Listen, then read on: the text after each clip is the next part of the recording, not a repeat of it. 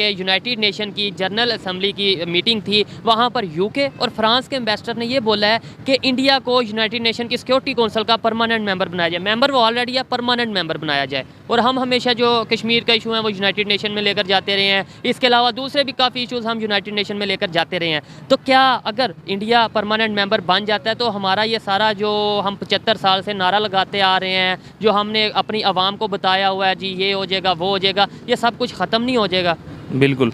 देखें, फ्रांस की अगर बात करें ना, तो मतलब फ्रांस देखें पाकिस्तान से उनकी जो रिलेशन है वो तो पहले ही बड़े ख़राब हैं, ठीक है। तो मतलब जो पीछे जो एक इशू बना था नामूस रिसालत का, तो उसमें भी यही हुआ था कि हमारे यहाँ पे बाकायदा एहतजाज किया गया कि फ्रांस के जो सफ़ीर हैं उन्हें यहाँ से भेजा जाए, निकाला जाए। वो अलहदा बात है, भेजा नहीं गया। जी ठीक है। और मतलब अगर यूके का देखें तो यूके में जो इस वक्त जो उनका प्राइम मिनिस्टर है वो इंडियन है, ठीक है, इंडियन ओरिजिन है। ऑब्वियसली उन्होंने उसको सपोर्ट करना है, तो ये इशू आ जाता है, ठीक है। और मतलब वैसे भी देखा जाए ना तो एक इंडियन मार्केट जो है वो एक बड़ी मार्केट है, ठीक है। मतलब जिधर बिजनेसेस के लिए ना, एक तो मतलब पॉपुलेशन के हिसाब से, और दूसरा उनका जो मतलब सर्कल है वहाँ पे इन्वेस्टमेंट उनको रिटर्न मिल रही है। तो पाकिस्तान में भी ऐसे हालात नहीं है, हमारी गवर्नमेंट स्टेबल नहीं है, तो इन इश्यूज़ की वजह से जो है ना मतलब हमें वो सपोर्ट नहीं मिल रही। इन्होंने जो बातें की है मैं उससे एग्री करता हूँ, ये वाली बात से एग्री करता हूँ कि हमारे यहाँ पे पॉलिटिकल स्टेबिलिटी नहीं है। हम रिलेशन कैसे बेहतर करें?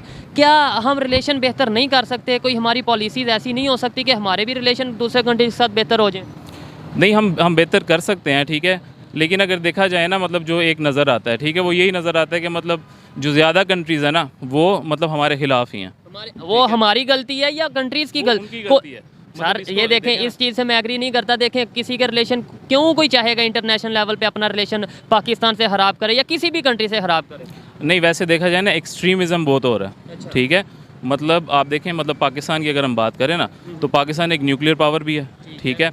तो उसमें extremism Islamic point of view से भी है, क्योंकि वाहिद एक इस्लामिक कंट्री है, ठीक है, जिसके पास न्यूक्लियर पावर है। तो ये भी एक हमें हमारा एक्सट्रीमिज़म जो है वो मरवा रहा है कि मतलब हम इस्लामिक पॉइंट ऑफ व्यू से एक्सट्रीमिज़म की तरफ जा रहे हैं। नहीं, ये हमारा एक्सट्रीमिज़म नहीं, मतलब हम देखा नहीं तो ये मतलब जो दूसरी कंट्रीज़ है ना ये उनका एक्सट्रीमिज़म है। जिस तरह मतलब ब्लेम तो हमारे पे किया जाता है कि हम इस्लामिक पॉइंट ऑफ व्यू से एक्सट्रीमिज़म है, इस्लामोफोबिया की बात करें या दूसरे नंबर पे वैसे बात करें, मजहबी हवाले से बात करें तो कहा जाता है कि इस्लामिक पाकिस्तान एक जो सा इस्लामिक एक्सट्रीमिज़म कंट्री है। जी।